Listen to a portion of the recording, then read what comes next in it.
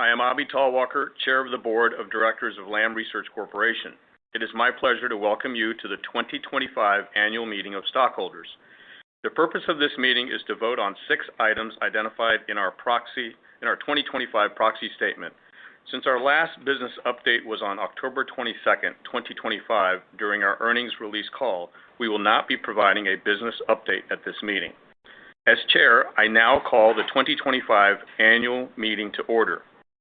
I am joined by all of the other nominees for election to the Board of Directors. They are Sahel Ahmed, Tim Archer, who is also our President and Chief Executive Officer, Eric Brandt, Ita Brennan, Mike Cannon, John Deneen, Mark Fields, H.K. Kong, Bethany Mayer, Jyoti Mehra.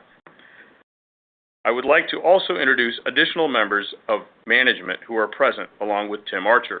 They include Doug Bettinger, our Executive Vice President and Chief Financial Officer, Ava Harder, our Senior Vice President, Chief Legal Officer and Corporate Secretary, who will serve as Secretary of this meeting, Mary Hassett, our Senior Vice President and Chief Human Resources Officer, and Ram Ganesh, our Vice President of Investor Relations.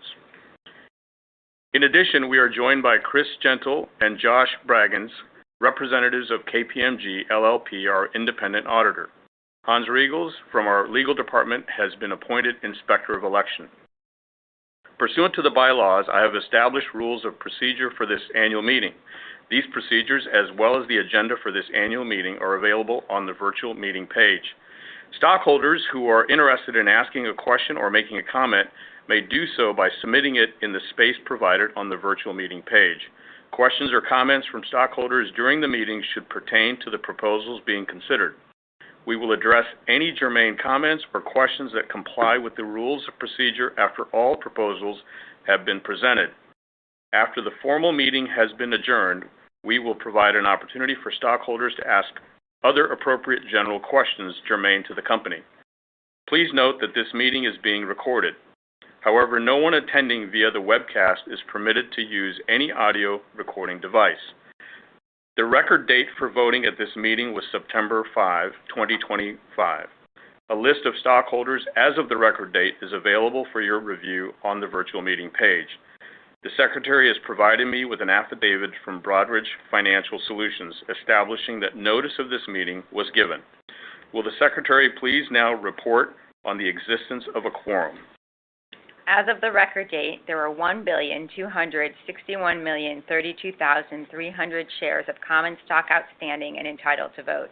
I have been informed by the Inspector of Election that based on the proxies submitted prior to today's meeting, there are 1,088,847,028 shares of stock represented by proxy, or approximately 86.3% of all the shares entitled to vote.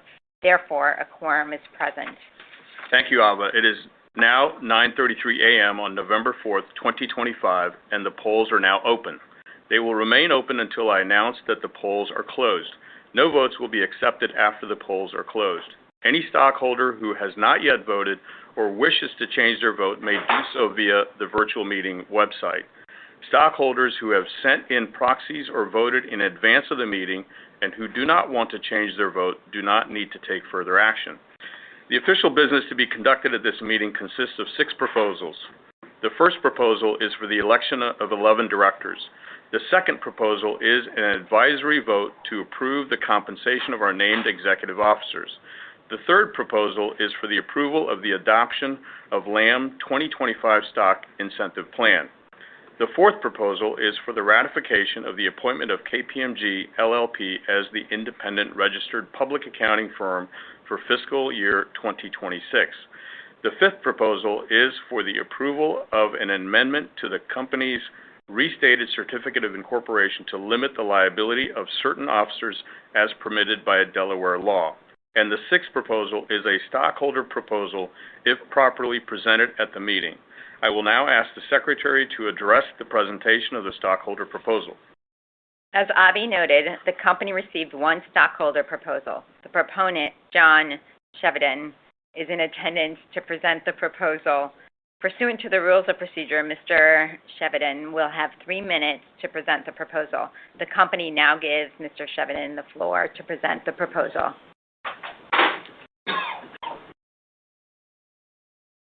Mr. Chevedden? Hello, this is John Chevedden. Proposal 6, realistic shareholder ability to call for a special shareholder meeting. Shareholders ask the Board of Directors to take the steps necessary to amend the governing documents to give the owners of a combined 10% of the outstanding common stock the power to call a special shareholder meeting. This proposal is already somewhat successful because after this proposal was submitted, Lam Research adopted a limited shareholder right to call for a special shareholder meeting at the higher 20% stock ownership requirement. A major restriction was then baked into the higher 20% figure to exclude all Lam Research shares not already held for 1 year from this important shareholder right. This exclusion is particularly damaging because shares owned for less than 1 year are the shares most likely to call for a special shareholder meeting on an important business matter. The best strategies for turning around a company do not necessarily come from a company's existing shareholders. If Lam Research finds itself in a future slump, shareholders and potential shareholders will not even consider acquiring more shares in order to call for a special shareholder meeting if they have to sit on the shares for 1 year to call for a special shareholder meeting. A 1-year holding period makes no sense. A slumping stock price demands a quick response before the window of opportunity passes. If one shareholder or group of shareholders can quickly acquire more shares to call for a special shareholder meeting, this is an incentive for Lam Research directors to avoid a slump in the first place, since the continued service of certain Lam Research directors could be terminated by a special shareholder meeting. This is a good incentive for Lam Research directors to have for the benefit of all shareholders. There's no concern that a 10% figure to call for a special shareholder meeting is too easy. It is almost unheard of for any special shareholder meeting called for by shareholders to ever occur at any company, even though a significant number of companies have the 10% figure. The reason to have this right is that with this right in place, companies are more likely to engage productively with their shareholders because shareholders have an alternative ability to call for a special shareholder meeting. Please vote yes. Realistic shareholder ability to call for a special shareholder meeting, Proposal 6. Thank you, Mr. Chevedden. The Board of Directors recommends a vote against this proposal for the reasons set forth on page 97 through 99 of the company's proxy statement. Thank you, Ava. Are there any questions or comments on the proposals? Abhi, no comments or questions related to the proposals have been submitted. As there are no comments or questions, we'll proceed to close the polls and tally the votes. The polls are about to close, so if you have not voted yet, please do so now. It is 9:38 a.m. and the polls are closed. Will the Inspector of Election please tally the votes, and will the Secretary please report the preliminary results of the voting? Mr. Chair, I've been informed by the Inspector of Election that based on the preliminary voting tabulation, all 11 nominees identified in the proposal number 1 have been elected as directors. The advisory vote on Say on Pay was approved. The Lam 2025 Stock Incentive Plan has been adopted. The appointment of KPMG LLP as the independent registered public accounting firm for fiscal year 2026 was ratified. The amendment to the company's restated certificate of incorporation was approved, and the stockholder proposal was not approved. We expect to report the results of the voting on a Form 8-K to be filed with the Securities and Exchange Commission within 4 business days. Thank you, Ava. This concludes the formal business of the meeting, and the meeting is now adjourned. We will now have a brief question and answer period. Please submit any questions in the space provided on the virtual meeting page.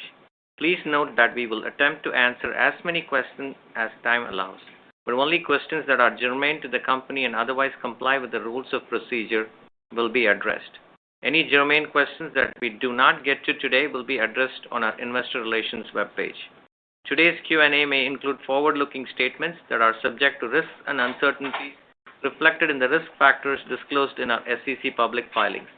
Please see the accompanying slide for additional information. I see a question regarding our Lam's exposure to foreign sales has been submitted. Just to take the initial response to that, we do have customers outside of the U.S. that are the largest for us.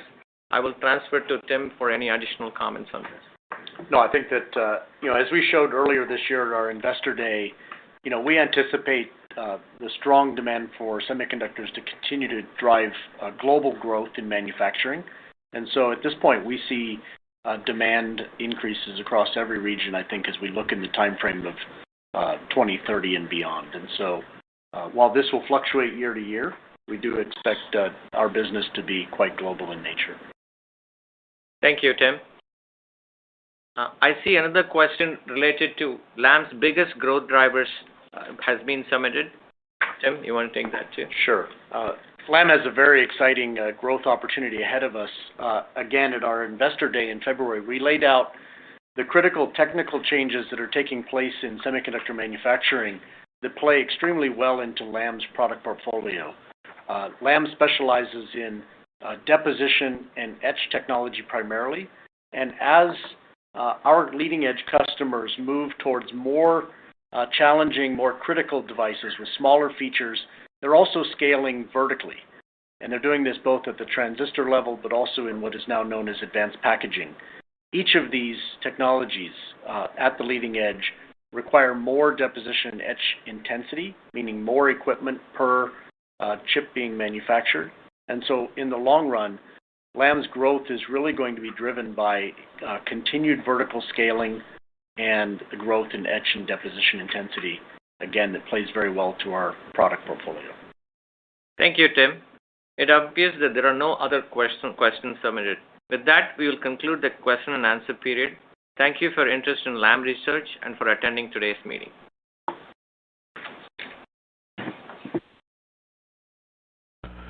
The meeting has now concluded. Thank you for joining, and have a pleasant day.